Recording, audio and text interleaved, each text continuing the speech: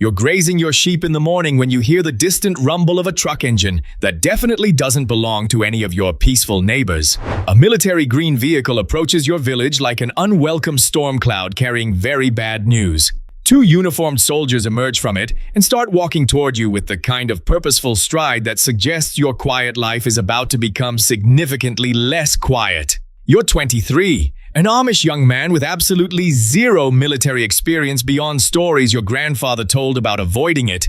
And now these men standing before you appear to have come specifically to collect you. Your name is Samuel, though right now you're wishing you were literally anyone else with a different name. You support your family using farming techniques your father taught you, living a life so peaceful that the most violent thing you've witnessed is chickens fighting over corn.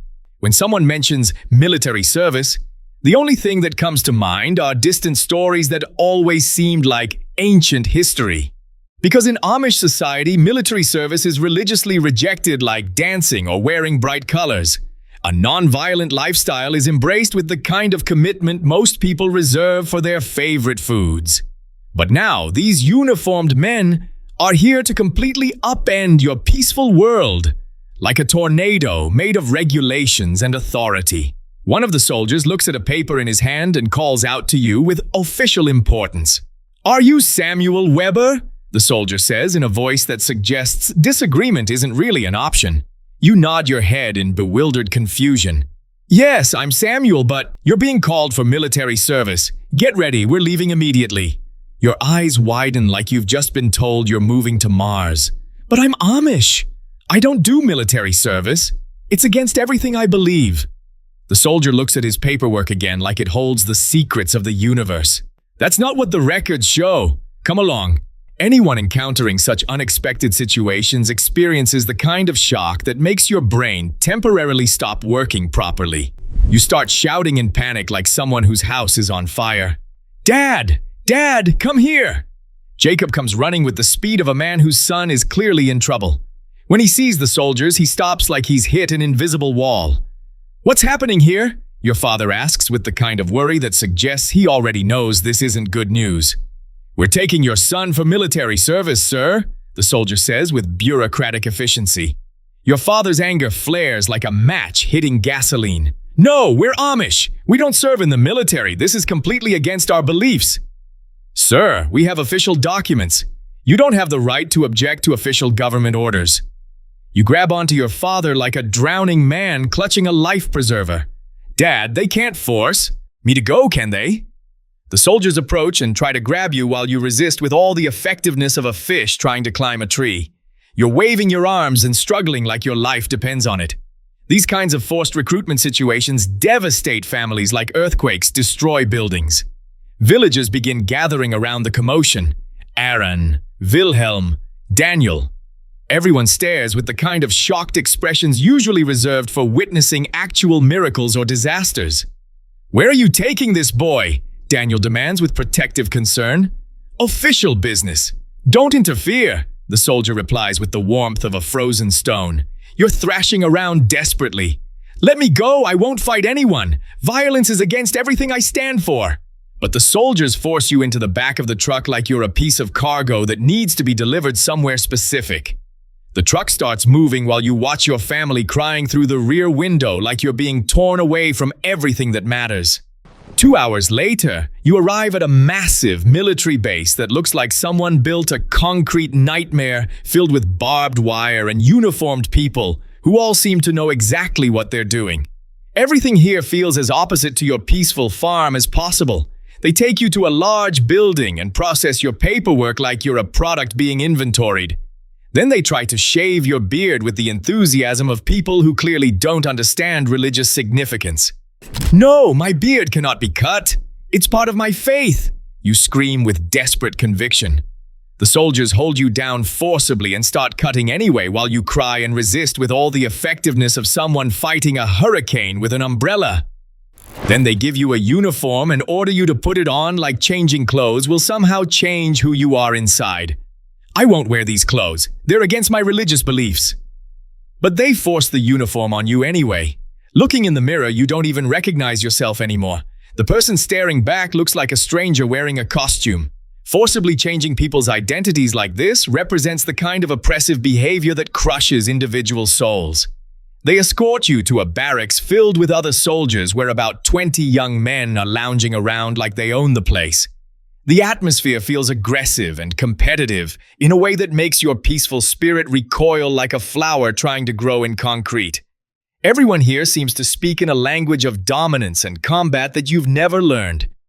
"Here's your new roommate," the commander announces like he's introducing a new exhibit at a zoo. "Samuel Weber. Try not to break him." The soldiers stare at you with expressions ranging from curiosity to amusement to outright confusion. Your simple clothes and terrified expression mark you as completely different from everyone else here. One approaches and speaks with the confidence of someone who's never questioned authority in his entire life. "You've never seen a soldier before, have you, farm boy? You look like you just fell off a vegetable truck." "I'm Amish. I don't participate in war or violence of any kind. This is all a terrible misunderstanding." Everyone bursts into laughter like you've just told the funniest joke they've ever heard. "Amish? What are you doing here then, milking cows and churning butter? Did you get lost on your way to a barn raising?" You try explaining your situation with desperate sincerity, but nobody takes you seriously. They treat your sincere religious convictions like entertainment, designed specifically for their amusement. That night you lie in your narrow military cot crying for your home, your family, and your sheep who probably wonder where their shepherd has disappeared to. The sounds around you are completely foreign. Snoring soldiers, equipment clanking, and distant marching that never seems to stop. This place operates like a machine designed to crush individuality. The next morning, a wake-up bugle blares at 6 o'clock sharp, like the world's most unwelcome alarm clock designed by someone who hates sleep. You're still sleeping peacefully, dreaming of green pastures and gentle animals. The commander starts shouting with the volume of someone addressing a football stadium full of deaf people. "Get up, soldier! Move it! Move it! Move it!" You wake up startled and confused like someone who's been transported to an alien planet overnight. "I'm not a soldier. This is all a terrible mistake that needs to be corrected immediately." Everyone here is a soldier whether they like it or not. Get ready immediately or face the consequences. They force you to run laps around the base while you gasp for breath like a fish out of water trying to learn to fly. Your farm work never prepared you for this kind of military conditioning that seems designed to break people's spirits. Other soldiers lap you repeatedly while shouting encouraging insults. Then comes weapons training, which feels like the absolute worst possible thing they could ask you to do. They hand you a rifle like it's a normal, everyday object that every human should be comfortable holding. The metal feels cold and evil in your hands, like something designed specifically to destroy life. "I absolutely refuse to hold that weapon of destruction," you declare with moral certainty that comes from deep religious conviction. "You will hold it and you will learn to use it," the commander shouts with the kind of authority that doesn't usually get questioned by anyone with common sense. You hide your hands behind your back like a stubborn child refusing to take medicine that tastes terrible. "I don't touch weapons. It goes against everything I believe. My faith forbids violence in any form." The weapon instructor approaches with the patience of someone whose job is to turn people into warriors. "Son, this is just a tool, like a hammer or a saw." "A hammer builds things," you reply with simple logic. "This destroys them. I won't be part of that destruction." The commander's face turns red with fury like someone whose authority has been personally insulted by a farm boy. They throw you into solitary confinement as punishment for your unwavering moral stance. This kind of resistance to authority makes military officials absolutely livid with frustrated rage. You spend 3 days in solitary confinement with only bread and water, which gives you plenty of time to think about how much you miss your normal life, where the biggest decisions involve which field to graze and whether the chickens need more corn. The cell is small and gray, designed to break people's spirits through isolation and boredom. You spend hours praying and thinking about your family who must be worried sick about their son. When they bring you back to training, you're even more determined to stick to your principles because the isolation has only strengthened your resolve. "I'm Amish. I won't hurt anyone under any circumstances. You can lock me up forever, but I won't change who I am." The other soldiers are getting increasingly irritated with your constant refusal to participate in what they consider normal military life. What's wrong with you, weirdo? Just follow orders like everyone else. One particularly aggressive soldier tries to punch you with the frustration of someone whose patience has been completely exhausted, which forces you to run away like your life depends on avoiding conflict at all costs. A massive fight erupts in the barracks with everyone attacking everyone else like some kind of military riot. Commanders come running to restore order with the urgency of people whose authority is being challenged. "What is this chaos?" the head commander shouts like someone whose entire world has been turned upside down. "Samuel won't do anything we tell him to do, sir," one soldier reports like he's filing a formal complaint. You step forward with the courage of someone who has nothing left to lose. "I'm Amish. I was brought here by force against my will and my religious beliefs." The commander looks at you with newfound interest. "Are you actually Amish?" "Yes, I can prove it. I can tell you everything about our faith and our way of life."